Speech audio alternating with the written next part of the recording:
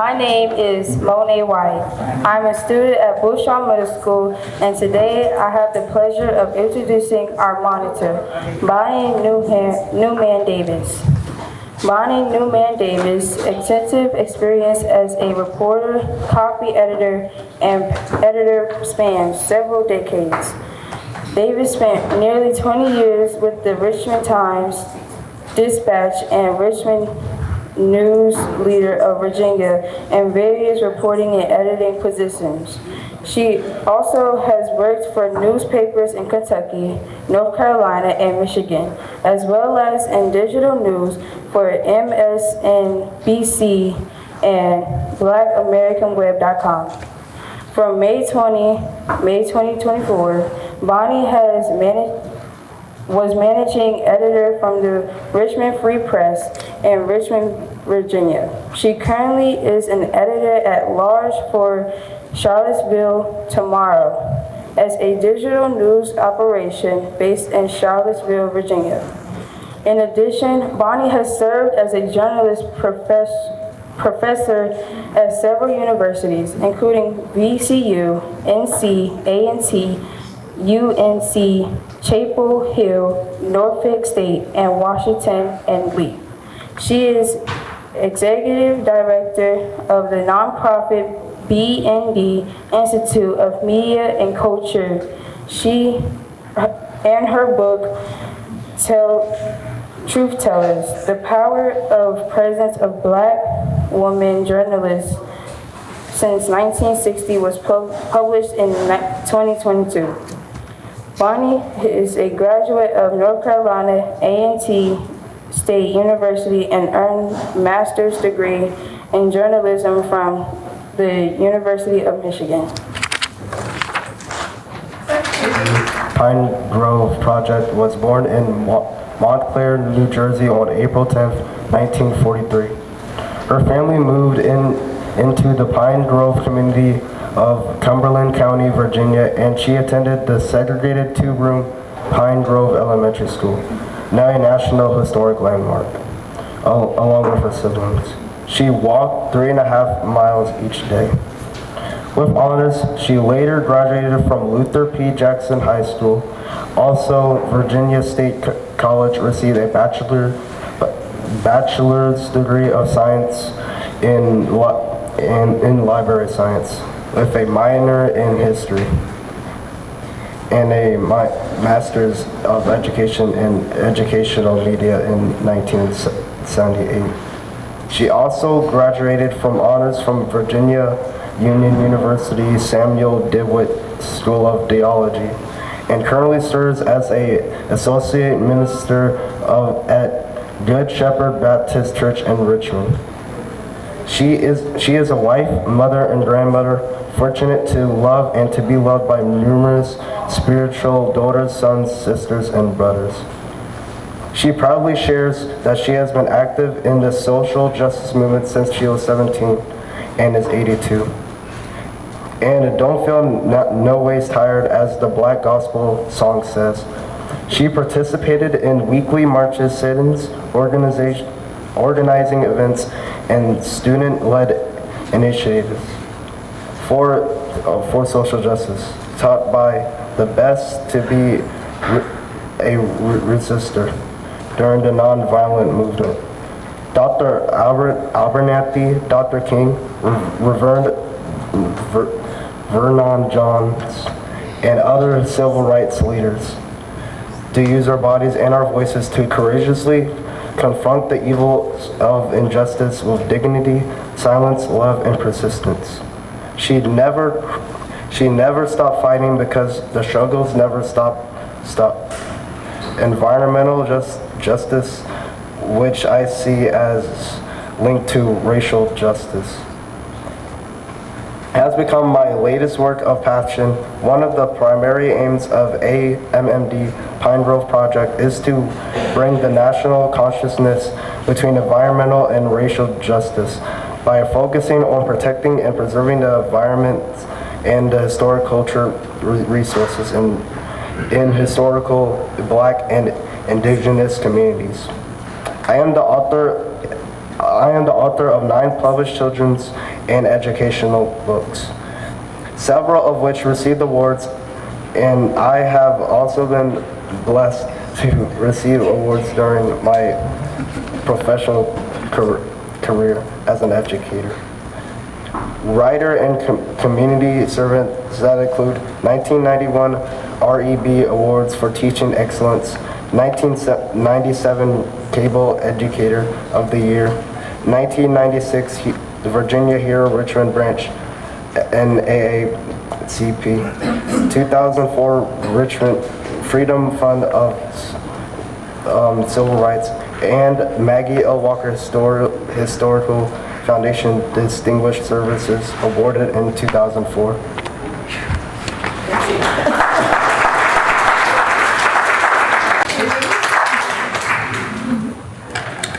Hello, my name is Addison Winfree-Slaughter. I am a student at Bouchard Middle School, and today I have the pleasure of introducing panelist Saad El Amin. Saad El Amin is a powerful, positively influential thought leader. He was born in Manhattan, New York in February 1940, and after high school joined the Air Force. He later moved to Los Angeles and in 1962 attended Southern California College and then Howard University.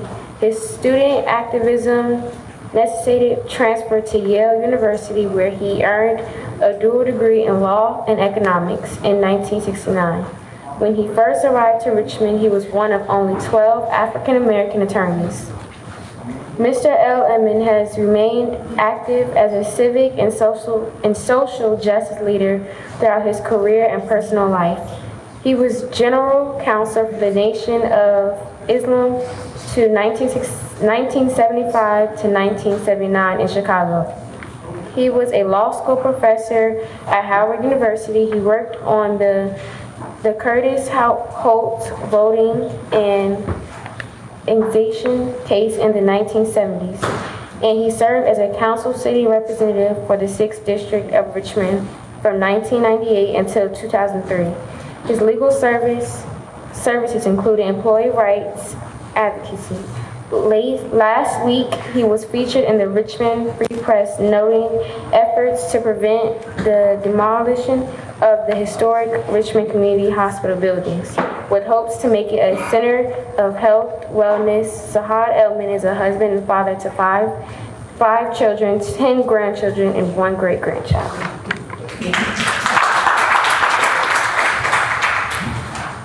My name is Ayanna Harris. I'm a student at Bouchard Middle School, and today I have the pleasure of introducing Emmett Jafari. Emmett Jafari is the second of 7 children born to Richmond natives, the 4th generation of Richmond family dating back to 1859. A product of Richmond Public School System, in the 1972 graduate of Maggie L. Walker High School, where he was the RPS football player. Emmett earned 3 trips to the renowned Armstrong Walker Classics and was the president of his senior class. Emmett J is the only RPS athlete elected to public office in the city of Richmond. His message to the youngsters is that you can avoid criminal conduct and succeed right here in Richmond, but you really have to want to do it. Emmett J attended Virginia Union University, but left to pursue vocations in railroading, where he was a freight car inspector in 1979. He enlisted the United States Marine Corps, where he earned Leatherneck and Honorman Awards. Emmett J is an entrepreneur. He is a welder and makes handcrafted metalwork for homes and businesses via J Knots. Is a certified plug and has over 40 years of jiu-jitsu experience and operated African American tours of Richmond since 2004. He is married to Linda Washington Jafari, and the couple has 4 children, and all are products of Richmond Public Schools. The Jafaris have 10 grandchildren. Emmett's fellow citizens recognized his lifelong work during the last November's election and chose him to represent the 8th District of Richmond's school boards. All right. Thank you, Councilman. So, I've recently just learned more about Hickory Hill and its history. And to be honest, until I saw the proclamation, I thought that it was in the city of Richmond. It was a Richmond public school back in the day. However, that was not the case. And so I think it's all the more interesting that it was in Chesterfield County, and led by James Spencer and his wife and a whole host of other notable people. So we'll start with this first question, which is, or statement in question. A case to equalize teacher salaries was fought and won at Hickory Hill, Arthur M. Freeman, County of Chesterfield School Board in 1948.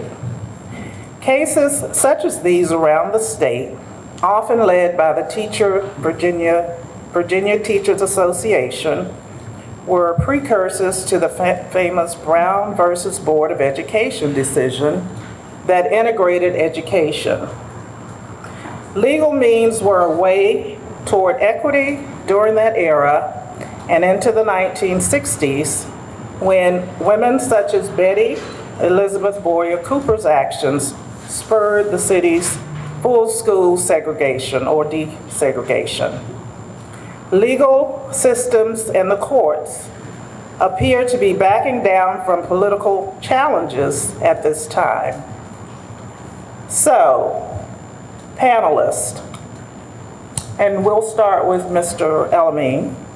What is your take on civil rights law and its potential application to the state of schools today? A civil rights lawyer, but soon realized that we had misnamed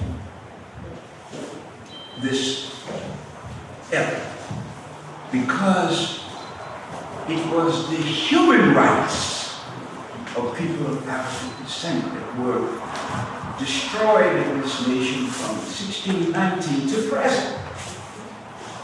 And we made the mistake of labeling it a civil right. White folks don't have civil rights. They got human rights. Read the Constitution. The Constitution doesn't talk about civil rights. It talks about the rights that are inalienable by the Creator. That's where they say their rights come from. Now we come along and talk about, we got some civil rights. You got human rights, which were violated, have been violated, and continue to be violated. And so when you put your essence and your identity in something that is man-made, not God-made, you got a problem. See what your recent president of the United States of America has done. He has canceled DEI. And he canceled us in that process. So as long as we see our power in a piece of paper that was written in that we were 3/5 of a person, yes, 3/5 of a person, not even a whole person, and then we seek to establish our essence and our rights in our lives on that document, we are in serious trouble, have been and continue to be. Now, I am a student of Brown versus Board of Education. Okay. And this was the biggest farce in the history of mankind. You thought you got something when they said, with all deliberate speed, this school's separate schools under Plessy versus Ferguson, separate but equal, is not equal. Okay? But what did they do? Look at the the record, 1954. I was 14 years old, living in New York. So it really didn't apply to me, but it did. I never went to a segregated school, but I got segregated in school, in that so-called non-segregated school. And so let me just end this by saying that the premise that was used to get a unanimous decision from the United States Supreme Court in 1954 was an insult to us. What did they say? They said, oh, we can't learn unless we with white people. That's what they said. And for the years before 1954, black people were going to separate schools. But in those schools, there was love. There was family. There was respect. And all of that was lost when we sent our kids to these white schools. Just 4 days ago was a major big in the Richmond Times Express. About the 8 children who integrated Hanover County School. But they did not put out the gravity of these young people. There are only 3 of the 8 left. And I'm sure that the 5 who are not here, part of their early demise was the stress, post-traumatic stress disorder that they had when they went into that school, and everybody was against them, even their essence. So how do we gain? Coming from a school that loved us, respected us, and going into school where there was extreme hostility. The N-word was the word. Teachers, staff, and students were totally, and their parents were totally opposed to us being there. So we went up in there anyway, and got wore out. Got wore out. Because our idea is we cannot stand. Our idea is that we cannot stand being left alone, even though we are alone. And our greatest contributions, greatest development as a people were with each other. We didn't need no white people to affirm ourselves. Now, you might think I'm a racist, but no, I'm race conscious. I'm 85 years old, so I should be race conscious. I done lived in this giant for 85 years. And I'm speaking truth to power. So I ain't going no further with this, but think about it. Did we, because the schools today are more segregated than they were in 1954.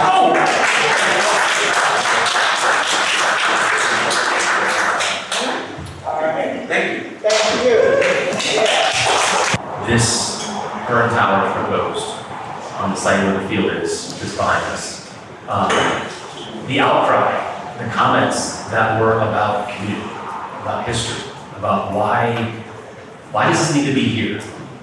Why are you messing with the things we have? Why are you messing with what we use every day? Why are you taking away green space in a black neighborhood? And that was the most, I think, legitimizing point of why to oppose those decisions. I had no idea there was 12,000 registered voters within a radius of this spot. I just knew that they were a lot of vocal people that I've met and known along the way that have been listened to. And so through the course of the planning commission, which I sat on during this discussion, I heard a lot of frustration of decades of not being heard, of being ignored. And you can look around the neighborhoods and see that we have not been prioritizing investment as needed in this area.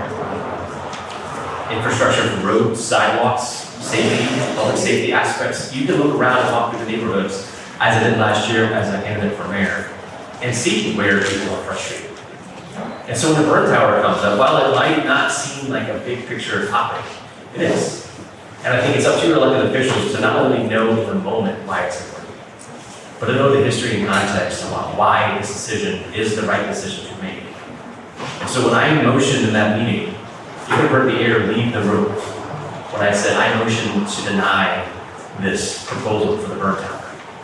It was not because it happened. It was because the white guy from the first district heard you.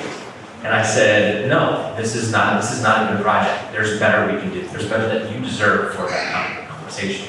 Why are we arguing about this when we should be arguing about how to invest in your children and your schools? The programs we can provide, the resources we can strengthen in your community, the things you've been asking for decades. This is not a decision. This is just a moment we have to do that.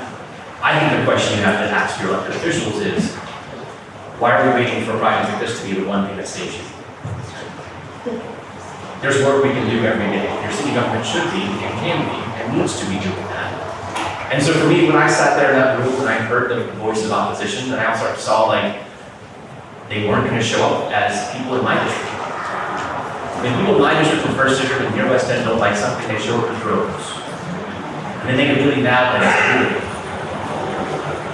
But you've already been down that path. If not you, your parents, your friends, your neighbors, your family. You've seen this story play out. So you'll voice your concern, but you're not expecting it to be heard. Because for so many decades, it has not been the degree reached. So shame on people in my position, having not done that. I'm proud of the decision. It was a great one. But that's not a decision you want your elected officials to be making for.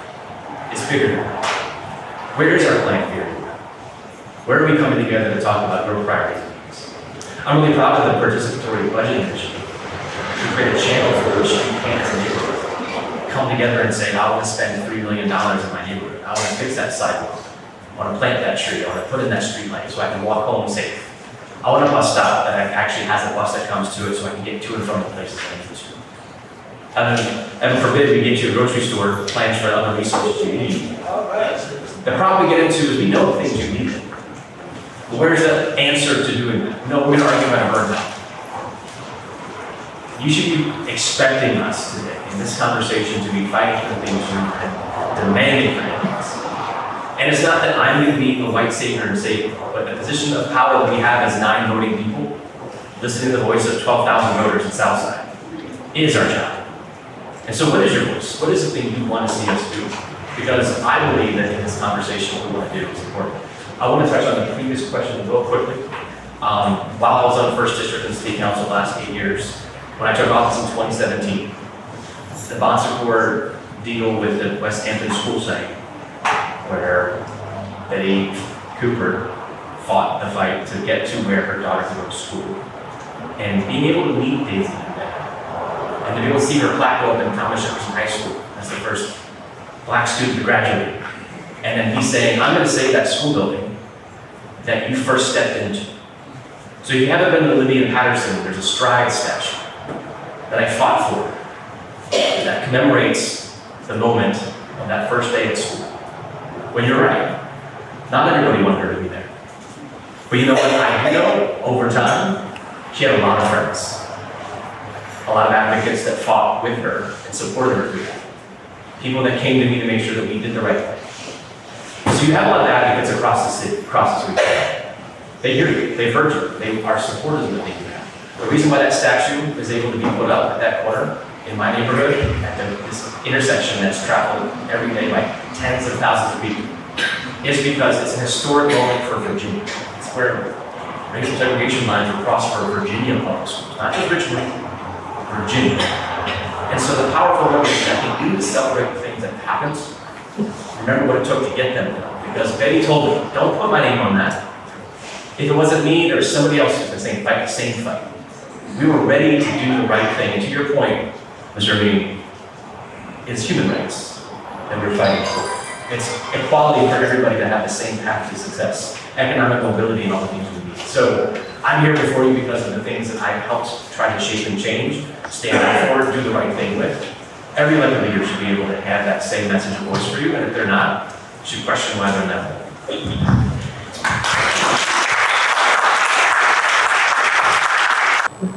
The similarities are very much the same. We have to fight for we have to fight to breathe. Because our value is just not there in the majority population. But we know who we are. We know where we came from. We know. And so that is the motivation that keeps us fighting. And I use that word fight because it is a fight. When communities are not valued, they are neglected and destroyed.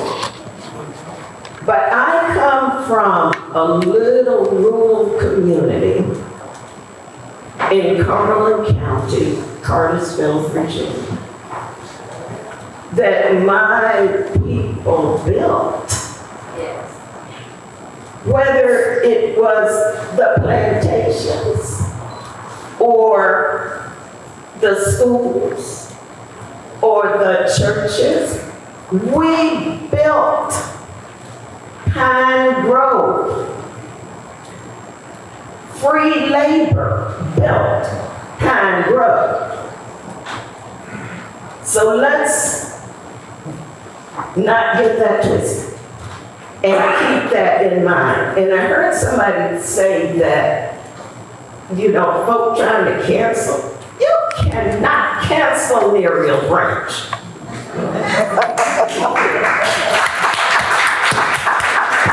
How are you going to cancel what you didn't create? So no, I'm moving on, and the AMMD Pine Grove project isn't out. Let me get off my soapbox. Facebook tried to cancel her. It suspended me. They suspended me because I speak truth. Hadn't stopped her. AMMD Pine Grove Project. The AMMD stands for the surnames of my family, the A.G. Miller Mayo Dungy family, who originated in Barbados, some of us, and all over the place, and settled in Cumberland County. In 2018, we found out that the school was going up for auction, and so we saved it. We paid the delinquent taxes, and we saved the Pine Grove Elementary School.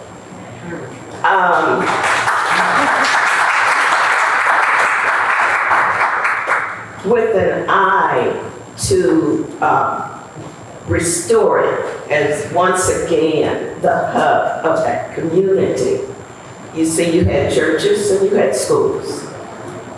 Those were the places that you gathered and you strategized.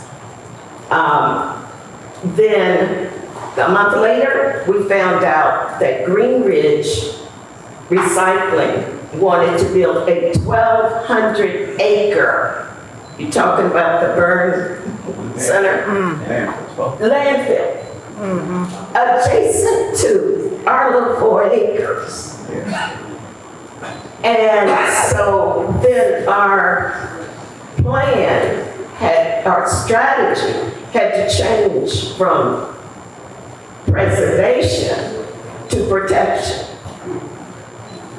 We had to try to stop that landfill from coming in with its traffic, its stench, and its environmental harms. So as of Monday, the Planning Commission, the Cumberland Planning Commission, had an open hearing and they heard from us.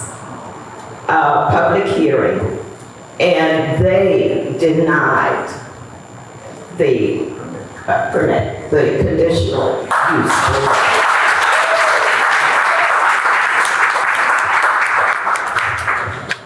It ain't over.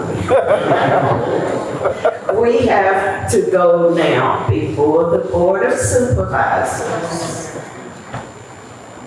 and make our case all over again. To just have a healthy, safe space that is ours, that we built. It's funny you should mention about the state of our schools. I just took a walk with the superintendent last week and just talked about some of the problems that we face in the Southside. But you know, we don't just face an infrastructure problem in the Southside. We face a historical perception issue in the Southside. Yes. We face predominantly generationally cyclical issue where those north of the river dictate what is to happen in our neighborhood. And so we're not just talking about buildings, because you can build a new building, but if the mentality and the will is not there to make it work equitably, then you don't have anything. You may as well just be outside. Okay? Now, I was in one building and I walked past a sign that said, entrance to 1919 building. Now, this is a school where students are in. Now, mind you, they're not in that particular portion of the building, but that just gives you some idea of what we're facing in the Southside. My granddaughter was supposed to have gone to school in this district. Couldn't go to school in this district. She's going to school at Oak Baptist Church, which is being used for 20 years. Again, there's no will for long-term educational issues. That's what I'm facing. You know, I've been on the board all of 3 months. So I'm here to tell you, it's still a learning curve. It's a learning process.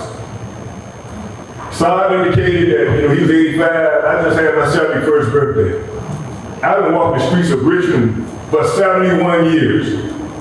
And I'm here to tell you, I started at an early age and dedicated my life to serving people. So if I was a 14-year-old decide that's the message that I take. When I go and talk to youngsters, we're not weeds blowing in the wind. Don't let somebody come and tell you that you got to commit a crime in order to be able to come back and talk to criminals. You can get it right first. And I stand for that. And I've been attacked for that. And I don't have a problem getting attacked for that. I don't have a problem with that at all. I've come in the house so many times and had to look my wife in the face and said, baby, I just got terminated. Because I speak up. Yeah. Even when I won't try to speak up, the problem still found me. And I got it attributed to me. But I say those things to say that I've been very fortunate to have been here. My family's been here since 1859, so nothing's lost on me. This cyclical generational thing that we see, unless and until we wake up as people, and I mean all of us, Europeans, Africans, everybody, we're gonna have to wake up, because right now as we sit here, we're facing the issue of whether we're going to be an authoritarian government or democracy. We thought we had already decided that. Why? Because we wrote some laws down. And you know what happened once we wrote the laws down? Other people were constantly working to dismantle their entirety. And so we went to sleep. We are not in a position to go to sleep. Now, I'm here this morning, and I'm very grateful. I'm very grateful to Mona, Mr. Spaza, and Eric. These are people, and I've been in here at some of the meetings that they had. So I take my hat off to the work that they've done. And that's what it's going to take. It's going to take people coming out, holding meetings where only 3 people show up. That's what I tell you, I was here. I saw what they went through. So again, I take my hat off to them. I've had meetings, not just here, but when they closed Maggie Walker, this is kind of a reunion. I was the only person to picket the closing of Maggie Walker when walking around the City Hall. I walked in City Hall for 4 days. in hopes that somebody else would see the plight, not of me. It wasn't about me. This was about what that meant to our community. And I walked out by myself. When Saad sat on city council, he was the only one that voted to return Monay White High School. So this is a reunion, and I've never had the opportunity to thank you, but I appreciate it. But my point is, that's what it's going to take. It's going to take all of us standing up. I had a conversation with a colleague when I first got on school board. And so when I was referring to people who talk about racial issues and divides and marginalized people, whatever they are, we're talking about all of those things. And so I never said white and black. And so when I got to it, I would say European or European American. And so the gentleman looked at me, he said, you can say white. And I looked at him and said, I know I can say white. But what's going to happen is, there are a lot of things that are intrinsic to the system that have been planted in the system, and I'm going to leave you with this nugget. When I say white, you'll say black. And then somebody else will say red, and then somebody else will say yellow. And then are we talking about people that are like people in the origins they come from, or are we talking about skin color? So you get to decide that. We all, I don't care what they tell you, we all from somewhere else unless you're a Native American. So don't believe the hype. You know, I can't change anybody in here today. Didn't come here to do that. I'm so glad to be here with all my frailties going on. I'm so happy to be here. I just thank God. But I can tell you this is the first, I'm feeling something in the district where people are now alive and alert to what has been going on and the plight. This is an ongoing thing. Taking African American focus and center places, events, and important issues and transferring them into the brand. I'm telling you, I've been here 7 years, I know what I'm talking about. Jackson Ward, where I'm from in the West End. You name the places. You name the places. Right now, they're getting ready to build a baseball diamond, and guess what they're doing to make a parking lot? They're turning their ass to them. So you got to look behind what they tell you in the newspaper, because some newspapers not going to report it at all, because they don't want you to know about it. But I'm here to tell you, I lost those jobs because I said the same things to the same people. Fight a good fight. Know what you're there for. And never let anybody turn you around. And to my young people that go to Bouchard, I'm extremely proud of. I'm proud of what you do against tremendous odds. Yes. And one last thing, and I would be remiss if I didn't. Our former chair is here, Dawn Page, sitting in the back right there. You know, when you go down here, you stand on the shoulders of a lot of people. And so we stand on the shoulders of the people before us, but we still are charged with the duty to be fiduciary. That is to spend the people's money wisely. Not in a whole lot of just grafted positions and what have you. So we're going to have to cut some things and look at some things. And into it comes personality. So when we start talking about people asking, well, how is it on the school board? I'm still learning. But one thing I've learned is that we're going to have to make some tough choices, because over here in the 8th district, there are no lesser students and there are no lesser schools, and I will have it. Thank you.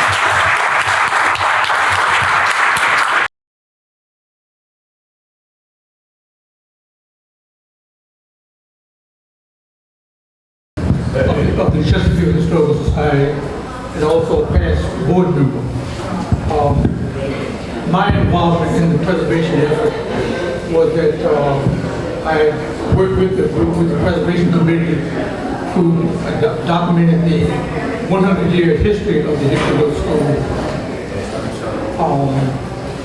And in doing that, I wanted to make sure that Chesterfield County was well represented in that endeavor, because as most of you probably know, we were able to document that from 1869 at least up until 1969, when the school finally closed. It was a Chesterfield County school for the entire 100 years. It started as a freedman school in the immediate aftermath of the Civil War. When the public school system was started in 1870, Hickory Hill became one of the first the first year that the public school system was in operation, there were 13 black schools in the county. Hickory Hill was among those. And we found out that somewhere around 1920, Hickory Hill started to offer high school classes for the first time. And sometime in the late 20s to early 30s, they were giving diplomas for high school education, which at that time included 11 grades. My most direct connection with Hickory Hill would be through my father, who lived about 22 miles from here. And he, for grades 8 and 9, he attempted to come here to acquire high school education, but there was no bus service available. And so what he tried to do for about a year and a half was to come a ride every day to come 22 miles to be here to fulfill his dream of getting a high school education. It didn't work out, but being a man of perseverance, he continued and had a significant career as a building contractor for about 50 years. So that is my connection. My task here now is to introduce our keynote speaker.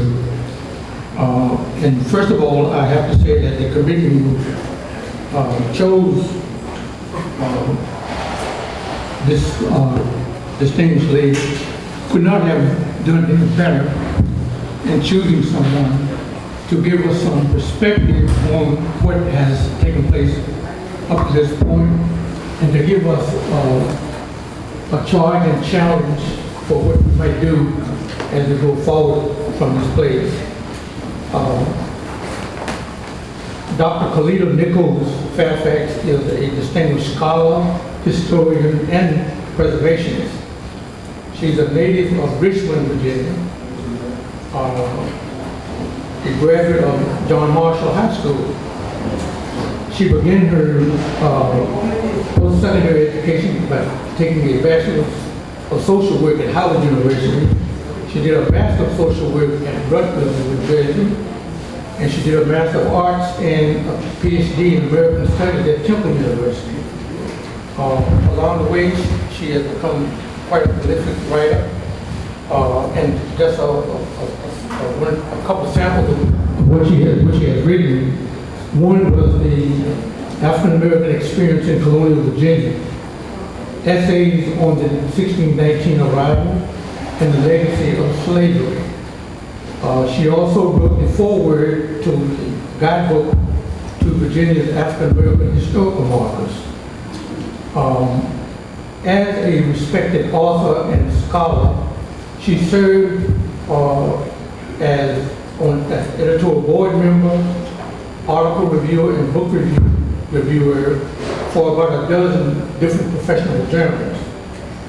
She was co-chair of Hampton's 2019 Commemorative Commission, which planned activities commemorating the 1619 arrival of African people in North America, at the spot that's now called Old Point Comfort.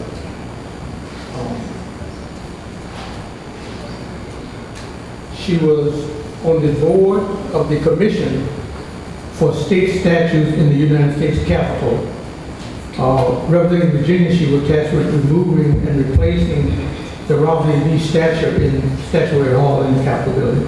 And if I have my facts right, I think it will be replaced by a statue of Barbara Rose Johns, who was famous for the protests at R.R. Morton High School in Farmville, which eventually was rolled into the consolidated Brown v. Board of Education case.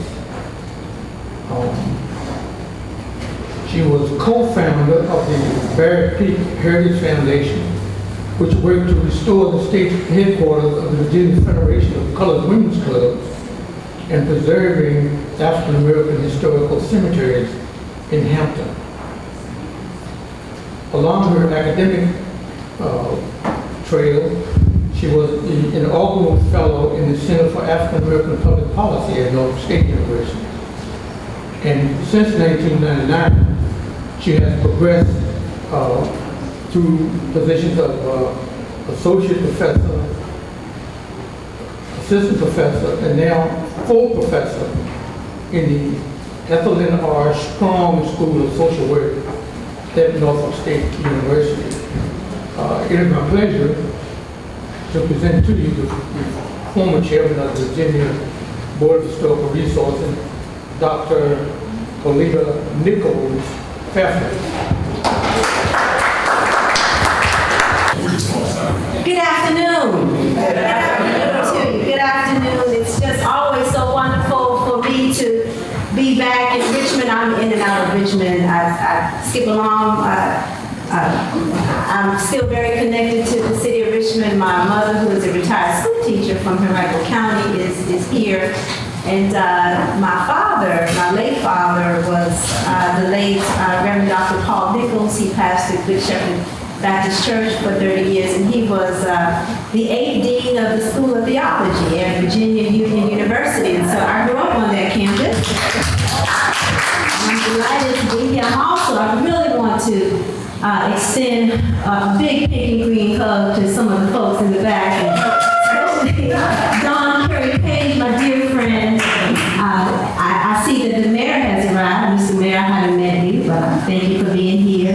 It's wonderful to be here with these beautiful elders, Reverend Muriel Branch, who is a church family member. So wonderful to be here with the Honorable Brother Emmett. He's eating now, so I'm not going to make him say anything. His beautiful wife. To all the elders, I really want to extend a grateful thank you to Mr. Anderson. Thank you so much for that beautiful introduction, for all you have done in Chesterfield. Thank you so much, sir. And I also want to extend a wonderful thank you to Mrs. Esparza, who's worked so hard on this event. And I'd like to also, let's thank the entire committee. The Hickory Hill Community Preservation Planning Committee. I'm naming you all today. Yes. Latoya Gray, is always good to see you. She's still with the State Board. I consider it such an honor and a privilege that I'm allowed an opportunity to impart very, very briefly to you some remarks in what I call our sacred ritual of remembrance. This is sacred. What we're doing is sacred. It's sacred to remember, and I'm glad that school children are here. School children, I'm a professor at Norfolk State University, so when you get ready to go to college, look at Norfolk State University. Behold that green and gold. Look at Norfolk State University. So you got to turn around, you got to get off your phones. When you come to the classroom at Norfolk State, you can't get on your phone now. I'm going to embarrass you. You come to my classroom, turn around, and because I thought about you. I thought about you all when I prepared my remarks. I had you in mind because I want you to understand what love is like. I had you in mind. We're rejoicing today in the state and national designation of this historic building and the historic narrative that accompanies it. And when I served on the State Board of Historic Resources, I was so honored to vote favorably for this historic designation. I think it's important that we venerate and honor and preserve these sacred spaces. If we do not do it, you all, it will not be done, and we then are not leaving anything to our children. And so this work is sacred work. Remembering keeps us whole. Remembering also keeps us connected to the divine. I consider this work to be divine work. Remembering keeps us connected to one another.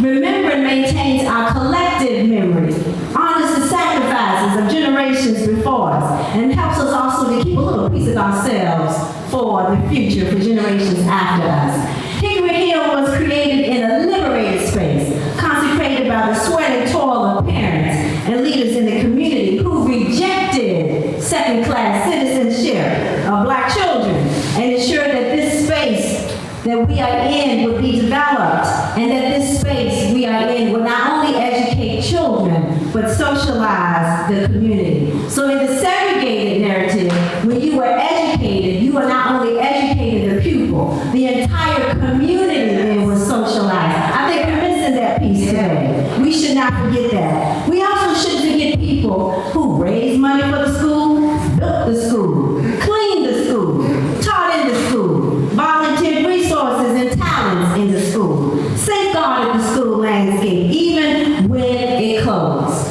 I'm thoughtful that Hickory Hill was symbolic of a hill. And for those of us who are believers, we recognize that hills are often symbolic of a place where there's an encounter with the Lord, a place where you seek refuge, and a place of divine protection.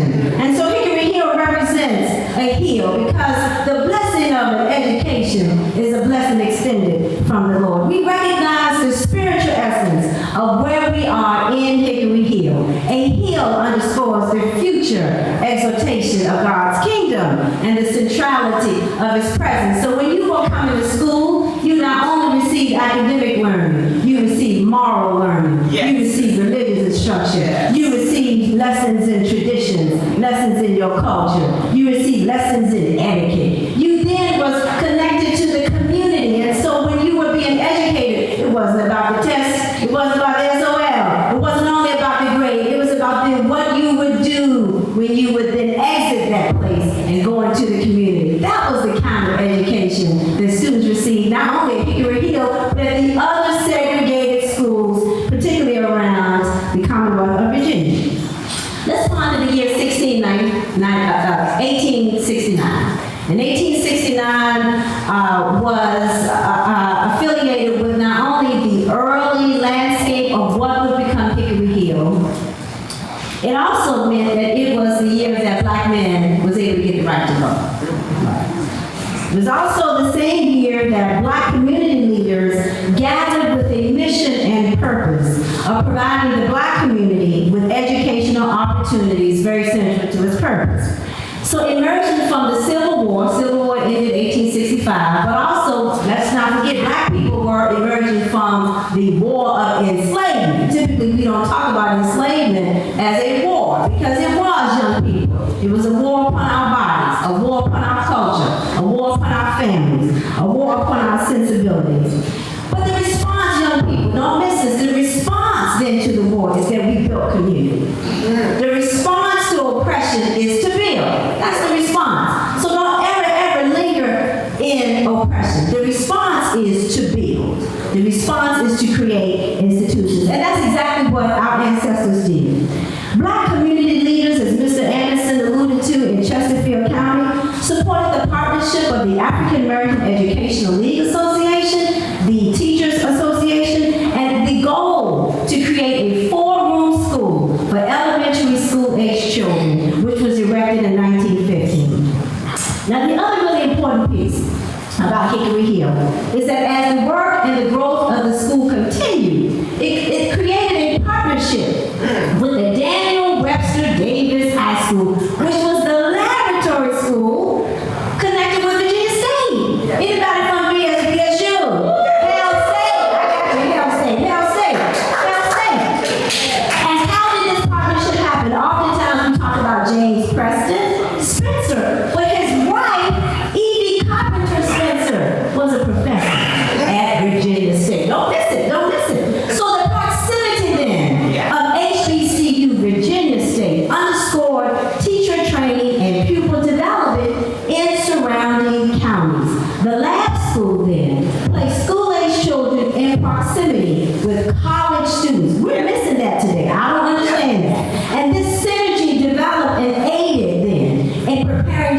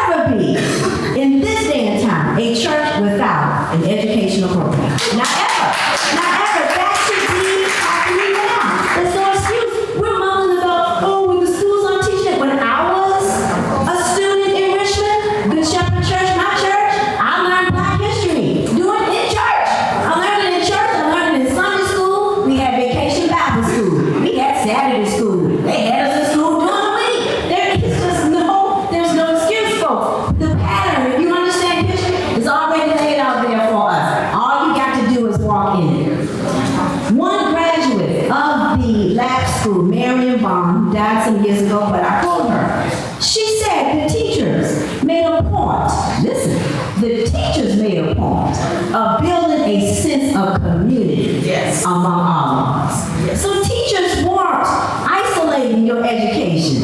Teachers were helping you then to be responsible to one another and to be in community with one another. So your education wasn't an isolated, alienating experience. It was an experience where the entire community then benefited. The other really piece I don't want us to miss is the presence of the late Virginia Randolph.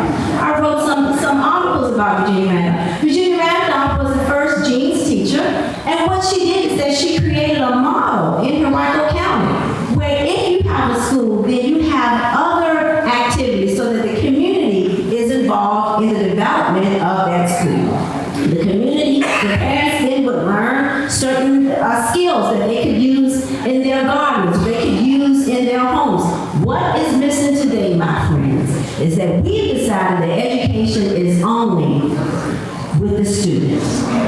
Education is an experience where the entire community should be engaged. We're missing that, my friends. We're missing that. So this is what's happening on the Hill. Again, Hickory Hill, the encounter with the Lord, the encounter with divine protection, the encounter where you have a refuge then from the horrors of segregation, the horrors of white supremacy, from the degradation of poverty, the degradation of socially engineered second-class citizenship of our children. So you look to the Hill from what's coming your help, and your help coming from. All right now, so despite the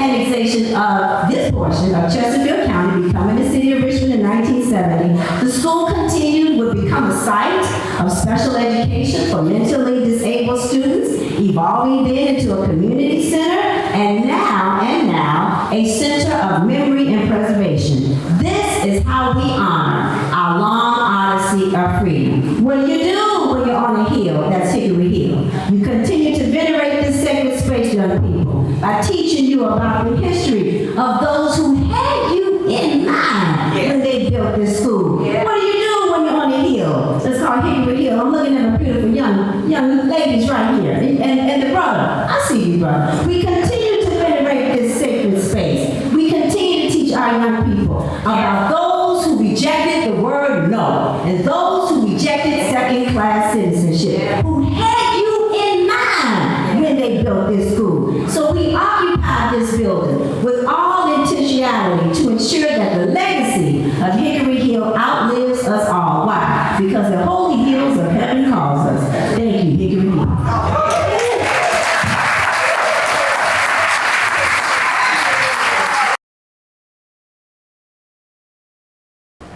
Senator Ghazala Hashmi is currently in his run to be Lieutenant Governor for Virginia.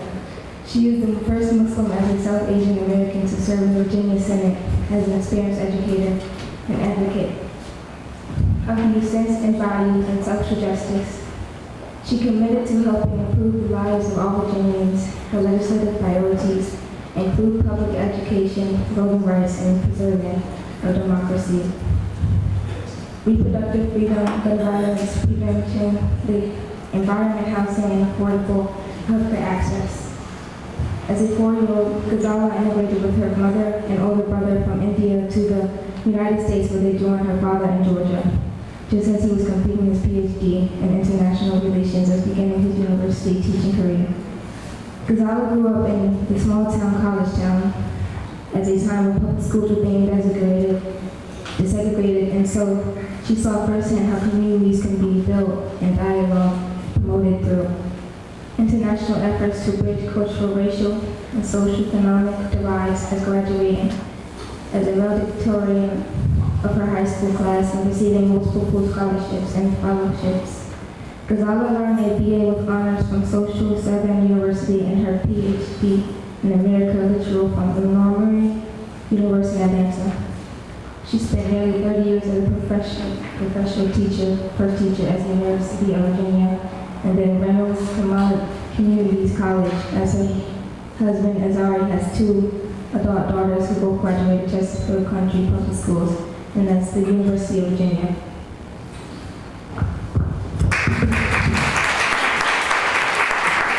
Well, thank you for the introduction. introduction, and what a wonderful and special occasion this is. I'm just delighted to be here joining you all. A couple of years ago, several of our community members had reached out when this very, very special site was in danger, and I just want to thank and commend everyone who worked on this preservation project.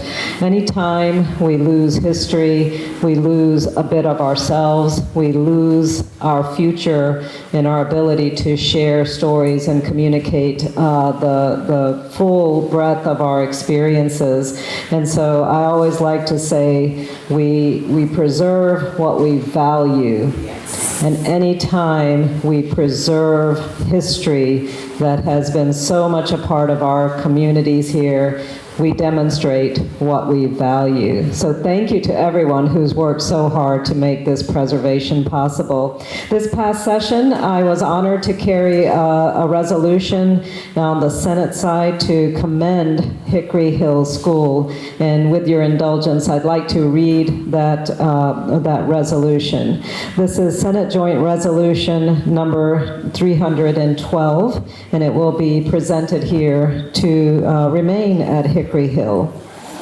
Commending the Hickory Hill School, agreed to by the Senate on January 30th, 2025, agreed to by the House of Delegates February 3rd, 2025. Whereas the historic Hickory Hill School, located in what is now part of Southside Richmond, previously served generations of young people as Chesterfield County's only training school for African American students during the segregation era. And whereas the Hickory Hill School was established around 1869 and was a driving force in education and workforce training for African American students in Chesterfield County for the 100 years thereafter. And whereas the Atlantic Coast Line Railroad donated 1.82 acres to support the Hickory Hill School's educational endeavors in 1910, and local residents working with the Hickory Hill School Improvement League continued to donate land as the years went on.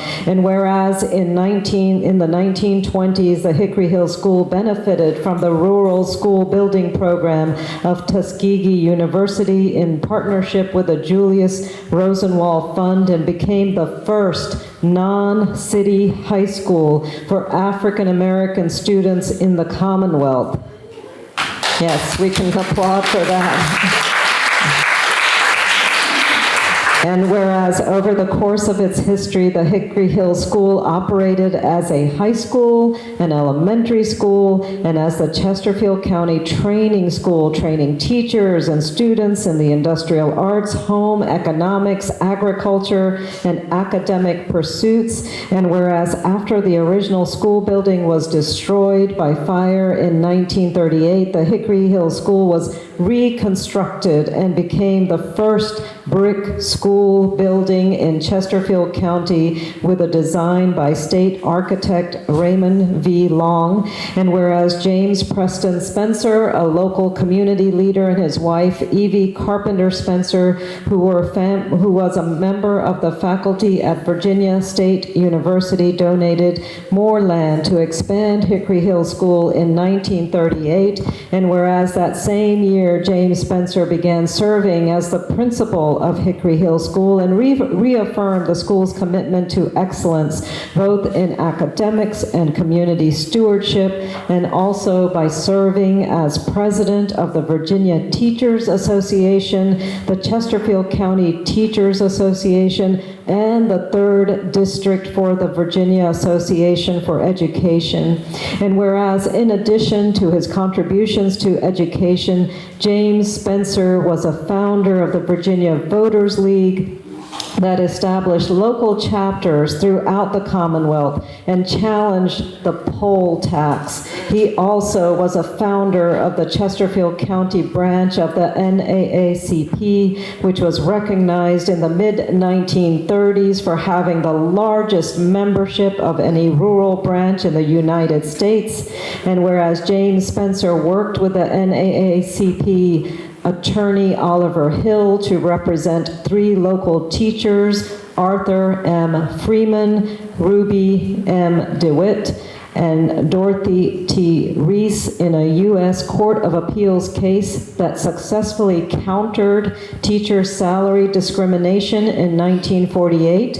And whereas the Hickory Hill School was a cultural institution that served a critical education need and built diverse partnerships that fostered civic education and sustained community life from the end of the Civil War all the way through the Civil Rights Movement, and whereas through the Hickory Hill School ultimately closed, former students, teachers, administrators, alumni, and community partners, including the Hickory Hill Preservation Committee, the Southside Joint Civic Association, and the Renewal of Life Land Trust preserved and safeguarded this site, which is now listed on the Virginia Landmarks Register and the National Register of Historic Places.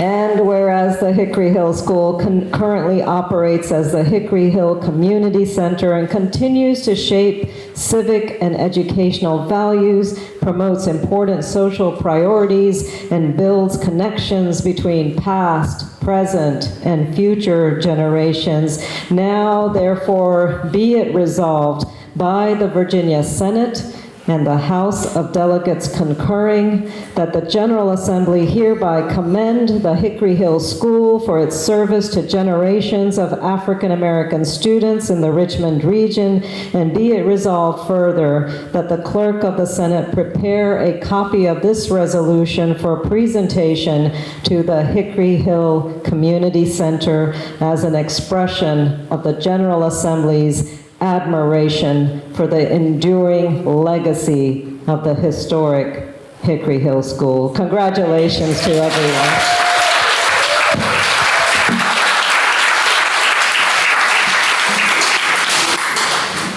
How is everybody? I will share the story at Monica's request, but I just wanted to say this, I got to meet Monica shortly after Election Day. And she, the first thing she brought up was the history of Hickory Hill. And so when I heard her talking about this with such reverence and passion, and Dr. Nichols and Fairfax, the context that you set of putting this as sacred space, just beautiful and perfect and spot on. Thank you for that. And so we are standing in sacred space. And so I will just, I'm not going to repeat a lot of the, we also did a local proclamation, not quite as fancy as the Senate one, but important nonetheless for us as a city to lift up this story and to put it in its proper place in our history and our present and our future. And so I'll share the last part of this as to not be too repetitive, but whereas the legacy of Hickory Hill stands as a powerful testament to the resilience, advocacy, and contributions of Richmond's African American community and to the lasting value of community-centered education. Whereas now, therefore, I, Danny T.K. Avula, the mayor of the city of Richmond, Virginia, do hereby proclaim April 25th, 2025 as Hickory Hill Legacy Day. So very excited to make that proclamation alongside Senator Hashmi. And in honor of Arbor Day and recent Earth Day, so we ran into each other recently because 2 days ago was Earth Day, I think maybe 3 days ago. And we as a city were announcing a new initiative, the Cooling the City Initiative, where we had about $6 million federal dollars to plant trees. And the importance of that, trees are nice, yes, we love trees, we like the way they look, we like what they do scientifically, but at root to the issue of trees is this issue of justice and disparity. Because when we think about our history and the investments that we've made as a community and where money has gone and where money has not gone historically, we now live with the consequences of decades of that disparity disparate investment. And so we have neighborhoods here in Richmond that are 15 to 20 degrees hotter on any given day in communities here on the Southside that don't have the tree cover as other communities that we see in other parts of the city. And that comes back to a history of who do we value and where are we putting money. And so this Cooling the City initiative really does bring into focus that justice issue. We want to plant trees because trees are life. And so today on Arbor Day, I wanted to lift that up for the folks in this room, but also, you know, the story I shared was that I've lived in Churchill in the east side of Richmond for about 21 years. The first 10 years or so were on Oakwood Avenue, and every day I would either walk around or drive around the corner, and there was this house on the corner that had this incredible, majestic, beautiful willow oak tree. And I looked at that tree every day and I said, gosh, that tree is amazing. I would love to live in a house with a tree like that. And so 10 years later, the house came on the market. And I inquired about it immediately, and the house was struggling. There were a lot of water damage, the floors had rotted out. In fact, we ended up putting an offer and signing a contract on it, and then in between the contract and closing, there was an electrical fire that burned up the side of the house. Like, it was in really bad shape. And so we were then like, okay, do we move forward with this? Do we still make the decision to move into this house? And I just every day was reminded about the beauty of that tree, the life-giving tree. And so we ended up deciding, you know what, that tree is worth it. And we're going to buy the house and we're going to rehabilitate the house. And so now for the last 11 years, we have lived in this house where we have 5 children. We've raised them in this house under the incredible shade of that willow oak tree. They have experienced the joy and the life that tree has offered. And so it's so much a part of our story and our connection to the house and to the neighborhood. And so I felt like it was fitting to share that on Earth Day, but to connect that to the work that we're doing every day in the city of Richmond to address the injustices that we have lived through over decades and the importance of investing in communities that have been disinvested in.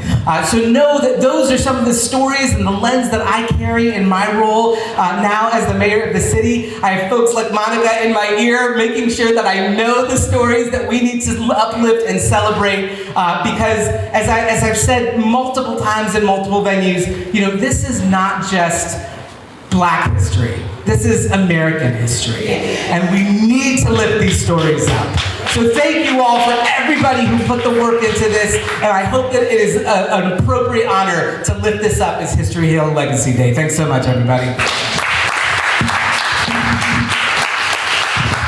And in that light, we would like to, at this time, honor the alumni of Hickory Hill who have stood in with us. Because a lot of Hickory Hill, you know, the last graduating class was about 1948, I believe. And so there are people who are here who filled us up so that we could do this work. And we would like to honor them. Those are, well, first let me ask all alumni of Hickory Hill to stand. All alumni of Hickory Hill in the room, please do stand. We got a few.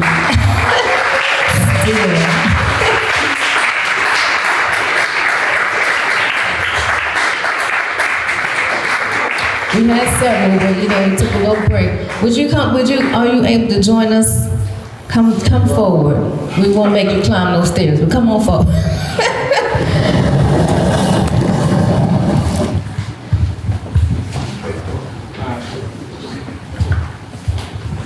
So we have some certificates to present to you for our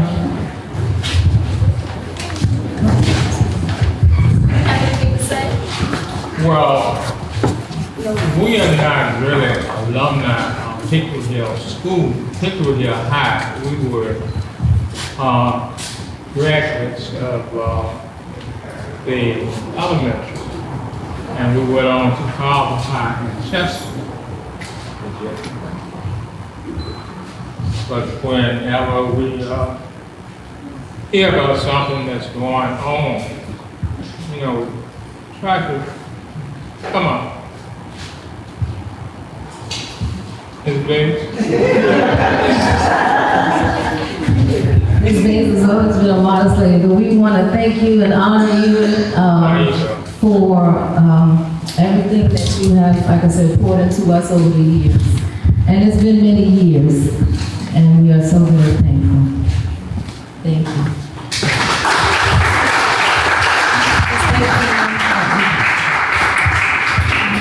Also would like to recognize the historians, because without the work of the historians, we wouldn't be here.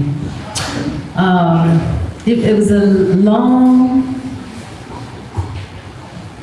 time that we thought we knew what the history of Hickory Hill was all about. But as you may have heard today, it was a lot of stuff we didn't know. The detail and the magnitude came from research, some that I was able to do as a student at Virginia State University. And matter of fact, let me put a plug in for my book. It's called Curating Victory, Ecologies of Life and Resistance at Hickory Hill. And it does include the train, because that is a significant part of how this community existed and flourished. And so, but before that, somebody else wrote a book. And they were gracious in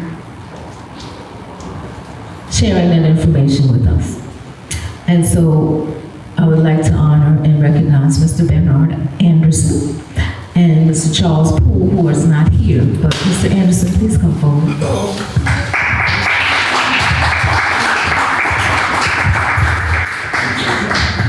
And Mr. Anderson's book was unpublished at the time. I'm going to let him tell us a little bit about that. Well, I am still, my book is still in the process, getting close to the finish line. But I was pleased when I got a call, I think July of 2023, from Charles Poole and Monica. They had run, at the state library, they had run across an article that I had written 10 years before about the 6 Rosenwald schools in Chesterfield County. Since I retired 19 years ago, I've been very much involved with my own research, a lot of research in conjunction with the Chesterfield Historical Society of Virginia into the Black history of the folks in the county. Over the course of that time, I had accumulated a lot of information that I had never really pulled together. So when Charles and Monica got in contact with me, it was almost fulfillment of a dream, because I heard people talking several times about they wanted to do something to recognize Hickory Hill. And people always talked about it, and they talked about it, but I never could find anybody that wanted to really do something about it. When I met these people and met with the Preservation Committee at time too, I found some kindred spirits who wanted to actually do something significant. And we stand here today and see the fruits of the work that was done. It's been a very rewarding experience to do so, because I had years ago looked way back into the history and found some things that we were able to share when we prepared the document for the Board of Historic Resources. So it's been a pleasure to work with these people, and hopefully I'll be around long enough to help as we move forward. Thank you.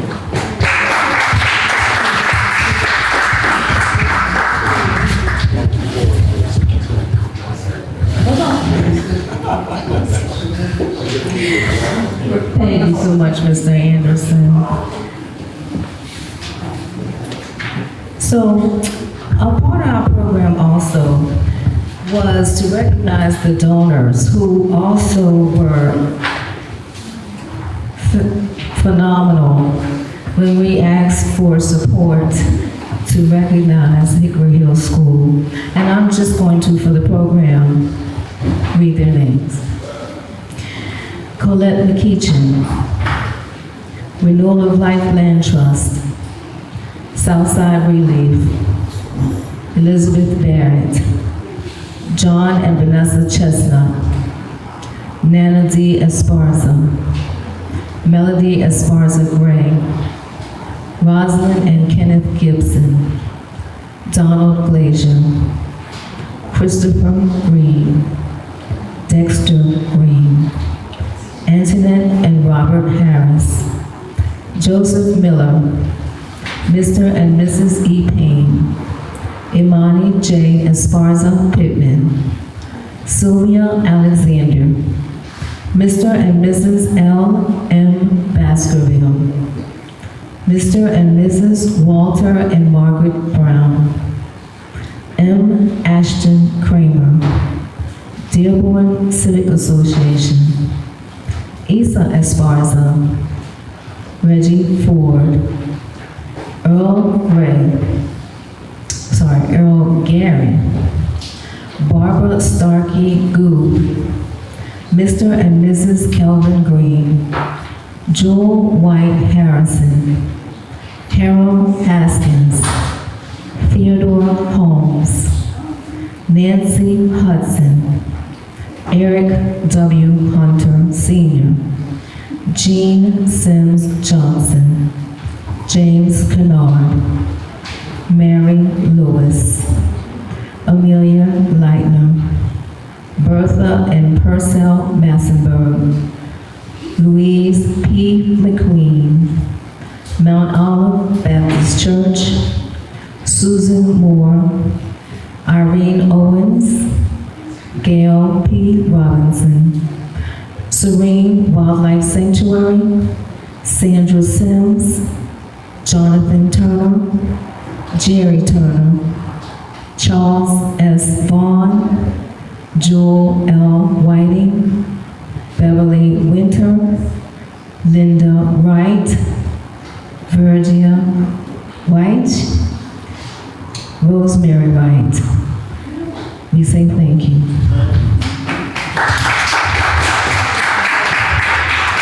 Just FYI, the historic marker application remains with the City of Richmond, and we're hopeful that it's going to be ushered soon to the Virginia Department of Historic Resources.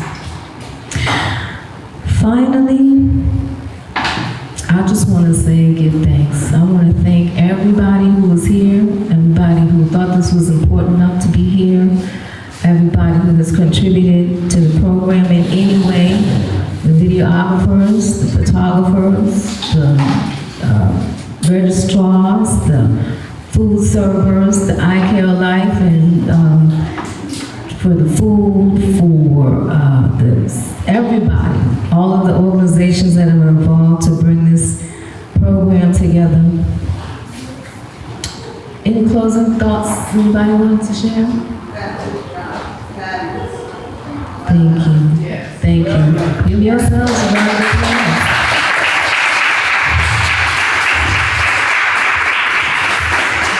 On that note, go share the good news. It's Hickory Hill Legacy Day. Thank y'all again.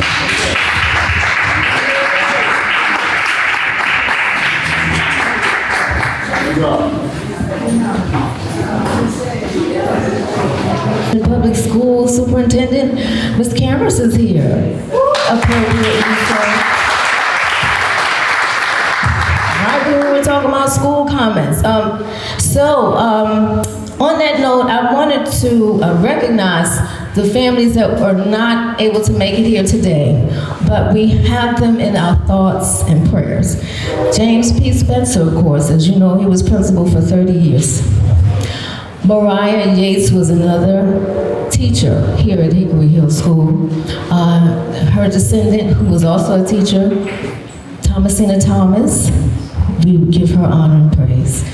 And also I would like to recognize Daisy Baxter, who was a principal after James Spencer, who was responsible for the expansion of the small Hickory Hill School to be the big community center that it is now.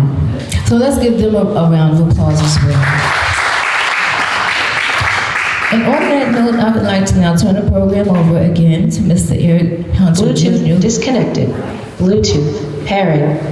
Who will introduce Eric Sr. Thank you.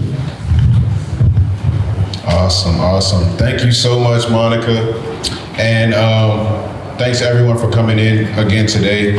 I stand before you with great pleasure and honor to introduce my father. He has been so impactful in my life. I've watched him work his whole entire life dedicating to essentially this building and the community around it. I've watched my dad. He's taught me so much about being able to be a leader, being able to galvanize community, being able to impact people, and he has a lot of respect in the community. And, you know, I'm honored to have him to stand on his shoulders. So, you know, I want to welcome him with extreme gratitude, and I will hope that you guys will do the same. My father, Eric Hunter.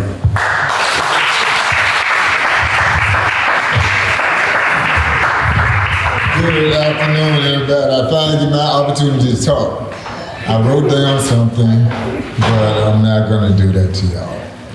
I'm gonna speak I'm gonna cut off the teleprompters, and I'm getting in a little trouble.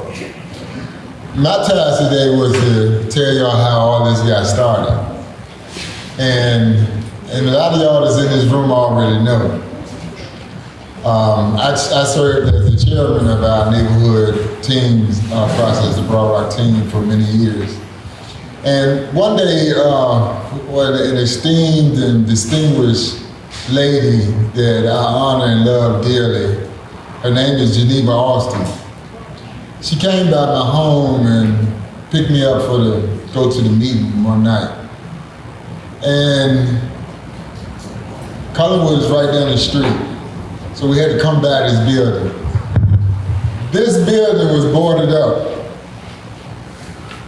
Vegetation growing all over the building, the roof bad, the property all dilapidated and ugly.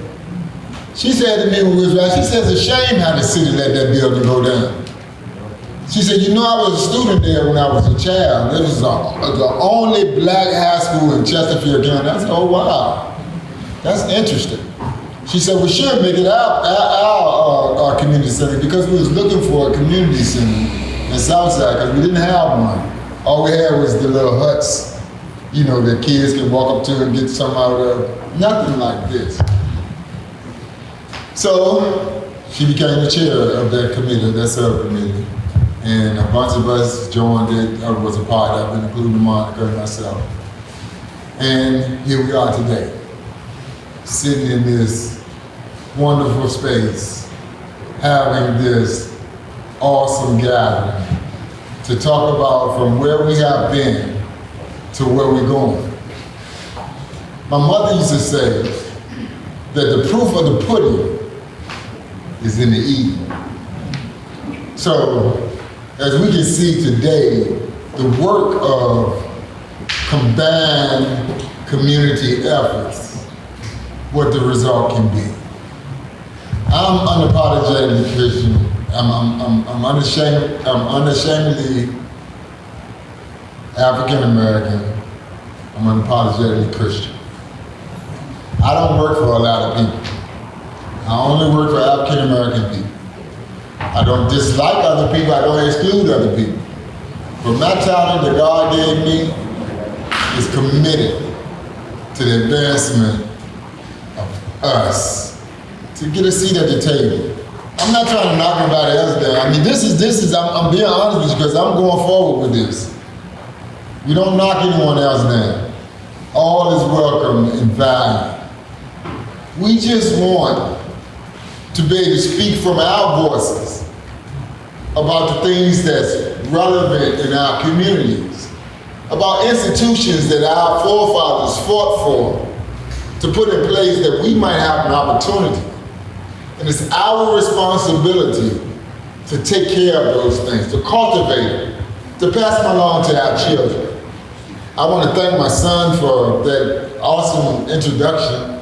And Issa, I want to thank her, Monica's daughter, because they are products of our future. I'm humbled by the elders, Ms. Bates and others who embraced me as a young man to be a part of this process. And now I'm tasked and I'm honored to carry it on the next leg of the way. So in closing, we are now currently working on the second phase of the Hickory Hill preservation process, where we're putting together a Hickory Hill Preservation Society. And some of you have asked to serve on that board. That board is going to take us into tourism and things of that nature. Now, mind you, this process wasn't easy. It's still not easy. You just heard it talked about the fire station wanting to come on the property. That happened the first time. After it was erected and fully functional, the administration came to us and asked us, will we use this place for a one-stop shop for the Mexican community? Now we fought for this, for our children. During the time that this school was erected, it was in the late 80s, early 90s, when crime was rampant, shooting up people's houses, and the crack epidemic was just out of control. So we as community responsible leaders came together and wanted to do something. And this institution was here that we could bring back for our children and our kindred. And so we worked to do that. And to stand here today, you see proclamations. We did it, y'all. We did it. And we're gonna keep on going. So the Hickory Hill Preservation Committee, the Renewal of Life Land Trust, and the Southside Joint Civic Association would like to present the Page family in loving memory and appreciation. Mr. Matthew Page, given on this 25th of April, 2025. Please give them a round of applause.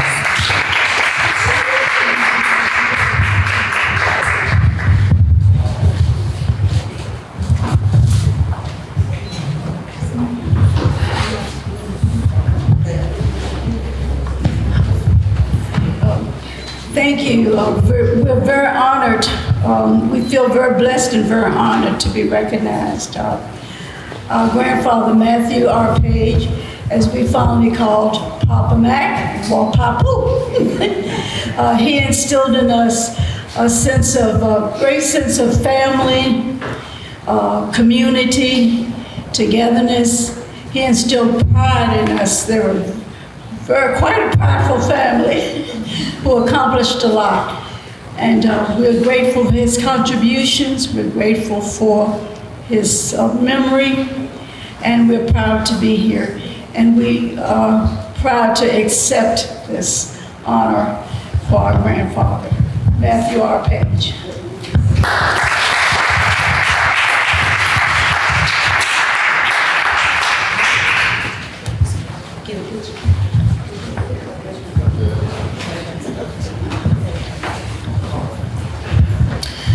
It's important to note that they have been here every step of the fight as well. As Ms. Muriel Branch said, it's a fight. The next certificate of appreciation presented in loving memory, we are so thankful to have Mr. Arthur Freeman Jr. Mr. Arthur Freeman Sr. was a teacher at Hickory Hill, and he was involved in the court case where a couple of teachers, about 4 teachers, supported by Principal Spencer, took a case from Chesterfield all the way to the U.S. Supreme Court, which makes this a nationally recognized site for equal teacher salaries. Because as you know, back in the day, African American teachers were severely underpaid. But we are so very thankful to have with us today. So Mr. Arthur Freeman Jr., thank you so much for joining us today.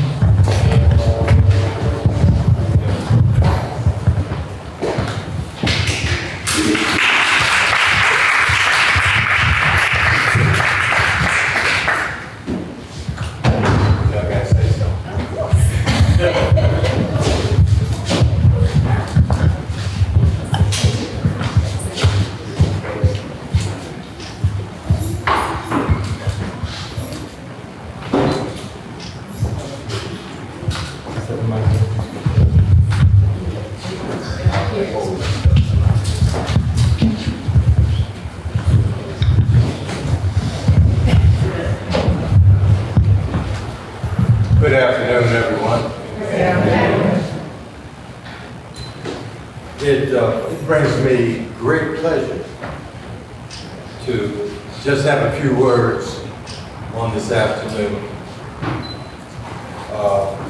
honoring school as well as my father for his contribution. Now today, we reach back in time to shake the hands of those who came before us. But I've got a question for you. Where do we go from here?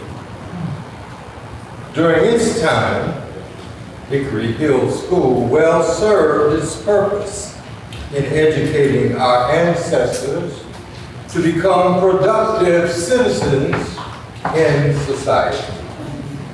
Therefore, the efforts of bringing to fruition its recognition as a historical landmark is indeed worthy of applause. Also, I am very happy to remember my father, Arthur M. Freeman Sr., as one who stood up for the African American teachers to get equal compensation for their efforts within this process. Now, my father and his contemporaries were aware of the social injustices and set forth in a very organized manner to right certain prevalent wrongs involving racial discrimination. Thus, the onslaught of the civil rights movement have headed by Dr. Martin Luther King Jr. Now, the Navy Hill School recognized the importance of proper education of its people to raise them to a position of increased productivity. And now, folks, we're still riddled with the problems. Our